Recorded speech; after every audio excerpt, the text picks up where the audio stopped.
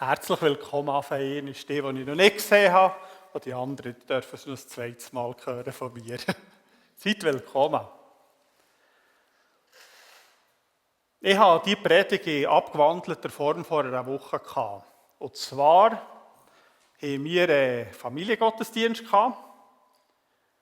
Und wir haben den ersten, wir haben Kinder und die Lehrer und all die sie waren, gesegnet für das nächste Schuljahr. Und darum habe ich gefunden, Pause, das ist noch gar kein so dummes Thema. Weil Pause, da wir gingen so die Vorstellung, die ist ganz tief in uns drin. Eine Pause müssen wir uns fast ein bisschen verdienen. Das heisst zuerst die Arbeit, dann das Vergnügen. Zuerst tut man ein bisschen arbeiten und danach kann man die Pause machen. Und das ist irgendwie, ich merke so in mir, das ist recht tief drin. Aber jetzt eben, die Sommerzeit liegt hinter uns. Für viele von uns sind die Ferien auch eine Zeit vor Erholung gewesen. Vielleicht habt ihr auch Aktivitäten gemacht oder sonst etwas. Und jetzt fängt die Arbeit um mich an, die Termine füllen sich, der Kalender füllt sich, die Schule fängt um mich an, all das. Und jetzt ist die Frage, wie gehen wir dort weiter? Wo nehme ich Kraft her, für dass ich das machen kann? Natürlich, wir hatten jetzt eine riesige Pause. Die Ferien hatten, die hatten eine grosse Pause gehabt. Aber dann gibt es die Momente, wie es Martin vorhin geschildert hat, wo du irgendwie Pause hast, aber dich alles andere, was erholt fühlst. Die Nacht zum Beispiel sollte eine Pause sein. Das täte gut, wenn man sich dort erholen würde. Aber ich kenne im Moment einige, wo es ähnlich geht wie Martin, die im Moment sehr schlecht schlafen. Wo du kannst nicht einfach aus einer Situation rauskommen. Du bist einfach drin.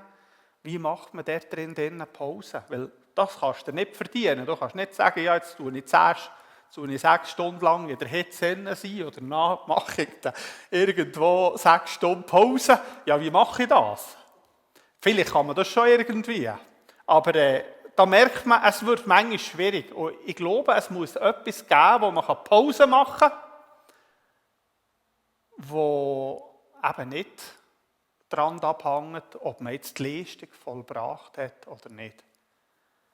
Etwas ist mir am Anfang noch wichtig. Ich habe hier so richtige Oberbaselbieter vor mir.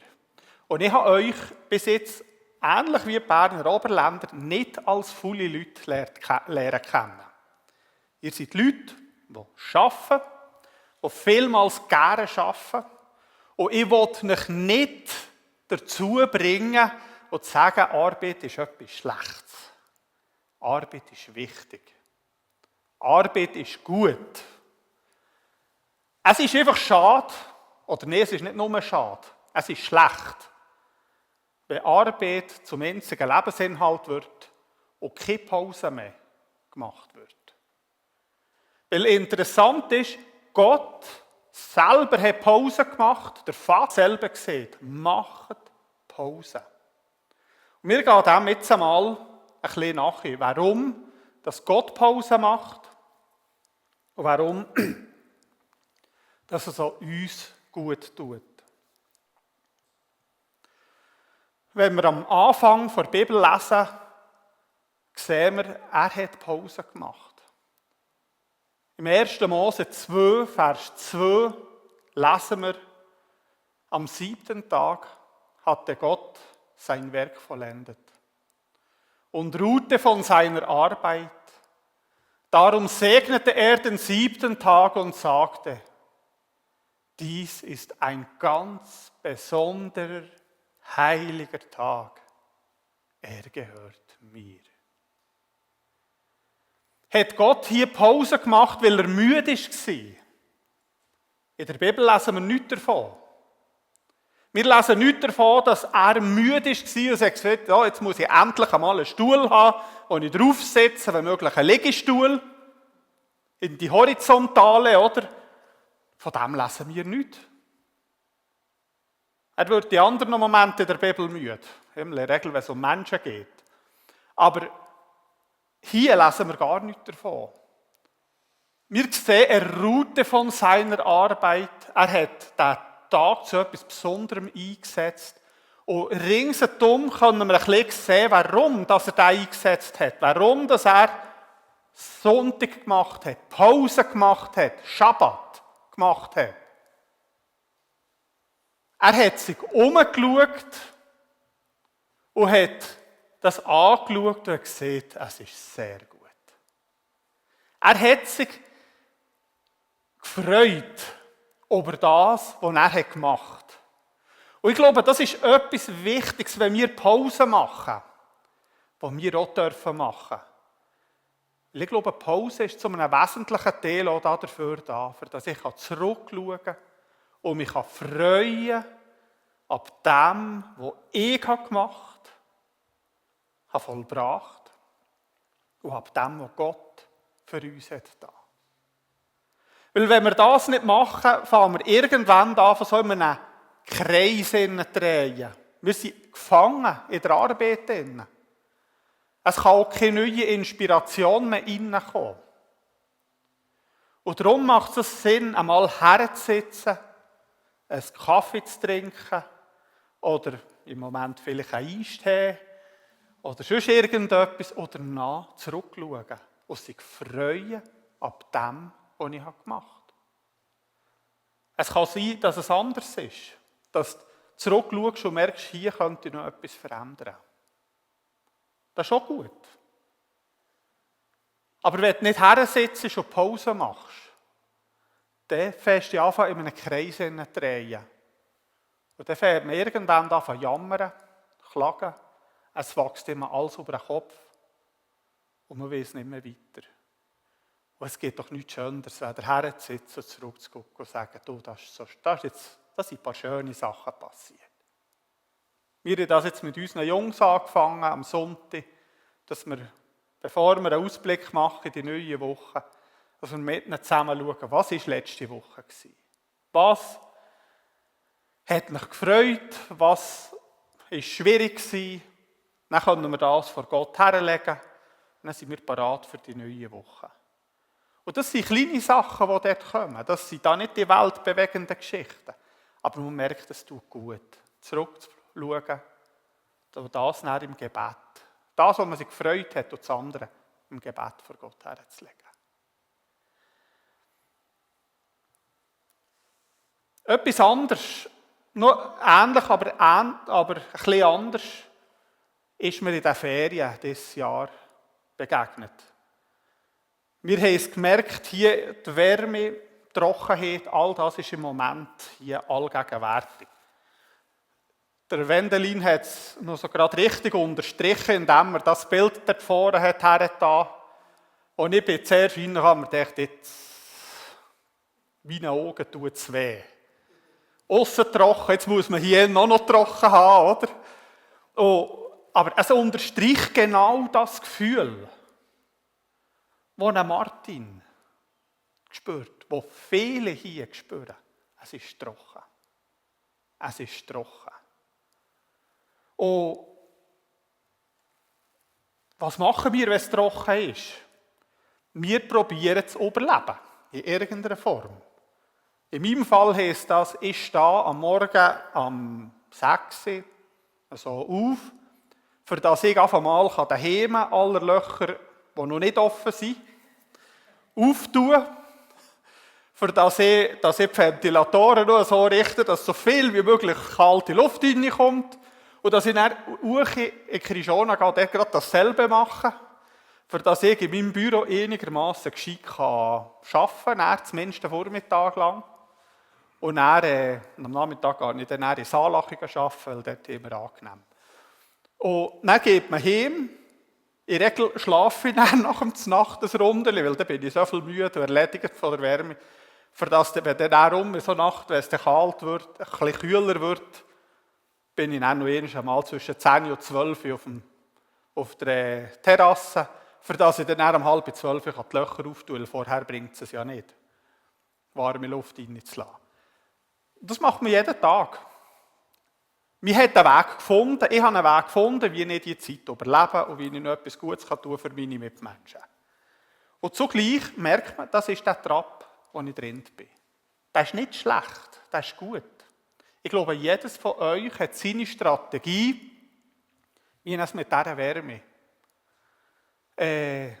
umgeht und mit dieser Trockenheit. Die Augen haben sich daran gewöhnt, dass es traurig aussieht für uns. Wir könnten ja in der Savanne sein, oder in Toskana oder Süditalien, oder im Herbst. Man könnte irgendwo sein, aber nicht so das, was ich hier gewöhnt bin. Man könnte ja Israel sein. Sieht zum Teil ähnlich aus. Und irgendwo macht das immer auch, mir ist am Überleben, es macht immer, mir ist jetzt zufrieden, es geht ja. Und dann bin ich diesen Winter, diesen Sommer bin ich eben ein paar Tage bei meinen Eltern gewesen. Und wir haben so in einem Gebäude übernachtet, das ringsherum einfach grün ist. Und das macht etwas mit den Augen. Das macht etwas mit der Seele. Die kann anfangen auftanken. Wie gesagt, auf das Mal, es ist sogar möglich. Wir wissen schon gar nicht mehr zum Teil, was Regen ist, oder? Hat man das Gefühl. Da, ja. Dann fragst du die Mutter, und haben sie gefragt, ja, du, wie geht das? Habt ihr noch ein bisschen Regen gehabt? Ja, letzte Woche haben wir 90 mm gehabt. Vorletzte Woche 60. Aber trocken ist es halt eben gleich. Oder dann haben wir gesagt, ja, wir in den letzten 5-6 Wochen haben wir etwa 6 mm gehabt. Und dann bist du dort. Wie hat sich arrangiert, man gewöhnt sich daran, dann sitzt du auf das Mal so einem grünen Fleck. Machst an diesem Punkt Pause von der Trockenheit. Sitzt dort und fährst anfangen, ja, dort habe ich fast angefangen, oder ich habe angefangen zu rennen. Da sind mir Tränen gekommen. Nicht, weil ich sie nicht möchte gönnen, aber dort hat auf einmal angefangen, die Sehnsucht wachsen. In mir nach Regen. Wir sind hier an diesem Punkt angekommen, wenn du in dem innen bist. Wir nehmen einen Tag nach dem anderen, wir probieren zu überleben, wir probieren einen Tag nach dem anderen zu nehmen, aber wir vergessen, dass es anders könnte sein. Und genau für das ist Pause machen eben auch gut. Dass man merkt, für die Sehnsucht, dass die Sehnsucht kann anfangen erwachen nach Gottes Wirken. Dass man ein Bewusstsein, hier kann ich nichts mehr machen, hier ist er der wirkt. Er ist der grösser ist. Er ist der über allem steht. Und er ist der das Leben schenkt. Genau für das ist Pause machen ebenso wichtig. Und jetzt merkt ihr, jetzt haben wir schon 2 Sachen. Neben dem, dass man sich erholen könnte. Einfach so erholen. Es sind 2 Sachen, die den Blick auf die Arbeit verändern. Vielleicht noch ein letztes Beispiel. Gestern bin ich auch am Nachmittag, ich hatte frei, dann bin ich auf der Terrasse raus gesessen. Ich wollte nicht den ganzen Tag für innen sein, weil ich am Abend einigermaßen kühl empfinden. Und dann bin ich da draussen und dachte, nee, kochen muss ich mich ja nicht. Und dann bin ich nur rein, habe es mit der Frau gehabt, und sie hat gesagt, ja, es ist schon wahrscheinlich eine Sauna. Dann habe ich gesagt, Sauna. Ja, jetzt habe ich Gelegenheit dazu. Danach bin ich unter die kalte Dusche. Danach also angelegt wie in einer Dampfsauna. Mit den Badhosen raus. Und der Junior hatte eine Scheissfreude gehabt, dass er endlich einmal Papa abspritzen durfte. Das heisst, vor der Sauna war nichts, aber ich hatte einen sehr angenehmen Nachmittag gehabt. Das war recht sehr angenehm kühl. Immer wieder einmal ist es ein bisschen wärmer geworden. Dann ist der Junior gefunden, jetzt könnte man mal Papa mit dem Wasserspritzer abspritzen. Oder? Und das kühlt wunderbar ab. Und das war so eine Pause, aber wo ich gemerkt habe, vorher hat es wie angefangen zu drehen. Heiß. Und dann kommt der Moment, wo man die Idee hat, und ich einen angenehmen Nachmittag hatte. Und ich glaube, in unserem Glauben hat das Ähnliches. Wir sind vielmals wie in unserem Trab. Wir haben unsere Ritual, unsere Vorstellungen, wie Gemeindebau und all das geht. Und mir ist einfach dran, ein Schritt nach dem anderen. Und Pause machen heisst jetzt hier nicht nichts machen. Und sagen, so, jetzt ist genug, ich mache nicht mehr fertig. Das heisst dann beenden, das ist nicht Pause machen. Aber Pause machen heisst hier einmal hersetzen und in irgendeiner Form mit Gott Zeit verbringen. Indem, dass wir Zeit nehmen, mit ihm zu reden. Und da geht es nicht einmal darum, immer gross etwas vorzuplagieren. Es kann einfach sein, da zu sitzen und nichts zu machen. Es kann sogar sein, einfach sich zu überlegen, was ist gut gelaufen, was ist schlecht gelaufen. Und nur mal so ein Beispiel in diese Richtung. Vor ein paar Jahren hatte ich am Montag eine Blockade. Ich wusste, ich sollte bis am Donnerstag relativ viel vorbereitet haben. Ich habe es nicht geschafft. Und irgendwo blockiert war. Ich wollte arbeiten, ich bin nie vorwärts gekommen. Bis ich irgendwo am Mittwochnachmittag gesehen habe, so kann es ja nicht weitergehen. Jetzt gehst du gescheiter in Bau und Hobby irgendetwas, das Klötterchen kaufen und machst etwas anderes. Und dann bin ich auf dem Weg dazu, bin ich auf dem Ramsberg oben ins Gotteshaus gesessen. Und dann habe ich gemerkt, ich will irgendetwas erkrampfen. Und hier kann ich jetzt einfach hersetzen und hier will Gott mich beschenken. Ich bin dann im Bau und Hobby ging noch vorbei. Aber dort hat es auf das Mal gelöst. Ich konnte weitergehen. Und genau für die Momente brauchen wir Pause.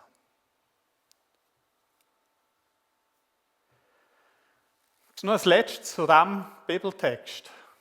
1. Mose 2, Vers 2. Der Schabbat am ersten Tag.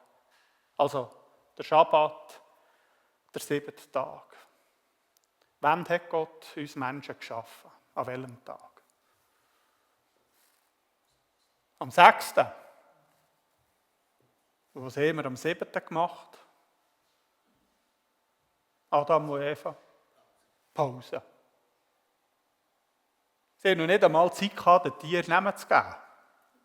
Das allererste, was sie gemacht haben, ist einfach mal herhöckeln. Oder ich weiß nicht, was sie gemacht haben. Vielleicht sind sie einfach durch die Gegentür gelaufen. Haben mit Gott zusammen die Tiere angeschaut. Vielleicht hat Gott gefunden, ja, jetzt genießen sie es gerade selber in Ruhe. Und die Menschen sind, Adam und Eva, sind schon irgendwo unterwegs gewesen, das weiß ich nicht. Aber das Erste, was der Mensch gemacht hat, ist Pause. Und ich glaube, das steht nicht vergeben so in der Bibel. Es ist das, was gedacht ist für uns. Nicht, dass wir für die Pause arbeiten, dass wir es dann verdienen müssen, sondern dass wir aus der Pause raus dürfen arbeiten. Aus dem Frieden, aus dieser Ruhe, die eine Pause uns geben darf. Und ich denke, die allermeisten von uns haben das schon erleben, dass es absolut Sinn machen kann, eine kurze Pause zu nehmen, herzusitzen und mal 5 Minuten nichts zu machen und zu merken, dafür bin ich dann in den nächsten Minuten effektiver. Und ich komme schneller vorwärts, wenn ich alles zusammen in jedem Zug durchmache. Hier einfach wichtig, Pause ist nicht zum Verdienen da bei Gott. Nicht zuerst die Arbeit, dann das Vergnügen. Sondern es ist ein Geschenk von Gott für dich und für mich. Jetzt gehen wir zu Jesus. Es war ein strenger Tag. Es hat sehr wahrscheinlich ähnlich ausgesehen wie hier draussen. Trocken. Galiläa um den See Genezareth kann sehr trocken aussehen, in grossen Teilen des Jahres. Und ich nehme an, gerade in der Zeit, wo Jesus unterwegs war, hat es viel ähnlich aussehen. Und jetzt sind sie an einem Ort, es hat über Erwarten viele Leute, So viele Leute, dass sie nicht einmal Zeit hatten zum Essen. Und hier sieht Jesus ihnen, kommt mit, hat sie Jesus aufgefordert. Wir gehen jetzt an einen einsamen Ort, wo wir für uns sind. Dort könnt ihr euch ein bisschen ausruhen. Es war nämlich ein ständiges Kommen und Gehen, so dass sie eben nicht einmal Zeit gefunden haben zum Essen. Ausdauert. Ruhelos schon fast. Voll im Schuss. Es ist endlich vorwärts gegangen. All das Gefühl, das da war. Und hier in diesem Moment laden sie Jesus ein. Kommt, ruhet euch aus. Und auch von Jesus lesen wir es, wie er immer wieder Zeit hat genommen. Sie hat Zeit genommen mit dem Vater. Wie er am Morgen einfach verschwunden ist, für das er mit seinem Vater reden konnte. Und wenn er die Jünger gefunden hat, haben sie gesagt, los, du musst sofort kommen, die ganze Welt, oder? Das ganze Volk wartet auf dich. So endlich vorwärts machen, he? Fertig Pause. Und Jesus sagt, wir haben heute etwas anderes vor, wir lassen die mal sein. Dass das so eine Pause auslösen kann. Und wir sehen, Gott, der Vater, hat Pause gemacht. Hat uns sogar eingeführt in die Pause. Jesus hat Pause gemacht. Hat auch seine Jünger mitgenommen.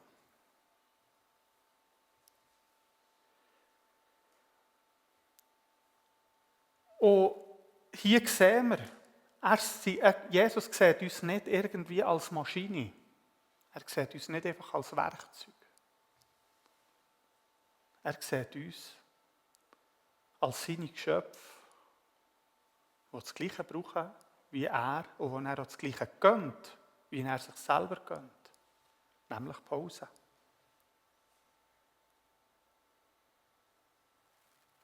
Und Pause machen, das erleidet es an verschiedenen Orten.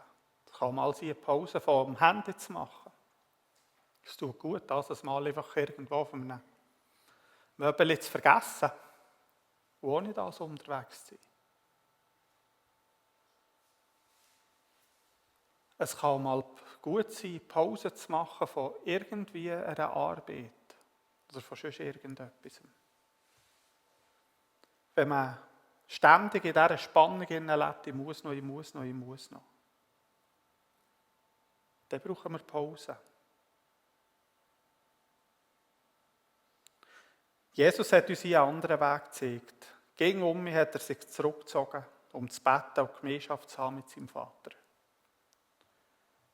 Und gerade aus diesem Grund hat er den Menschen mit Liebe, Geduld und Kraft begegnen. Und darum gilt die Einladung von Jesus auch uns. Nimm dir Zeit zum Ausruhen. Nimm dir Zeit für Zeit mit Gott. Weil dein Wert hängt nicht daran ab, wie viel das du schaffst, wie effektiv das du bist. Wer bei Jesus auftankt, hat Kraft für die Schule, hat Kraft für die Arbeit, hat aber auch Kraft für die Familie und für den Alltag. Und jetzt kommt noch etwas Schönes. Jesus lädt uns ein, wirklich zu kommen. Er sagt in Matthäus 11, Vers 28, kommt alle zu mir, die jetzt am Arbeiten seid, nach am Abmühen seid und auch unter eurer Last leidet. Ich würde euch Ruhe geben. Und darum die beste Pause ist die Zeit bei Jesus. Weil dort bekommen wir neue Kraft. Jesus sagt hier nicht, reiss dich endlich zusammen. Er sagt auch nicht, versuch stärker zu werden. Er sagt auch nicht, tu dich noch ein bisschen optimieren. Wenn du deinen Tagesablauf noch ein bisschen besser in den Griff bekommst, dann kannst du noch mehr arbeiten. Er sagt, komm zu mir. und ich würde dir Ruhe geben. Wenn wir die zwei Sachen nebeneinander hören, merken wir den Unterschied von diesen beiden Welten. Eine Welt, wo wir drinnen leben, die uns treiben will, die uns vorwärts treiben will. Und die Welt, wo Jesus uns vorlebt, wo das Vorwärtsgehen nicht über eine Peitsche passiert, sondern über Ruhe, über Gemeinschaft mit Gott.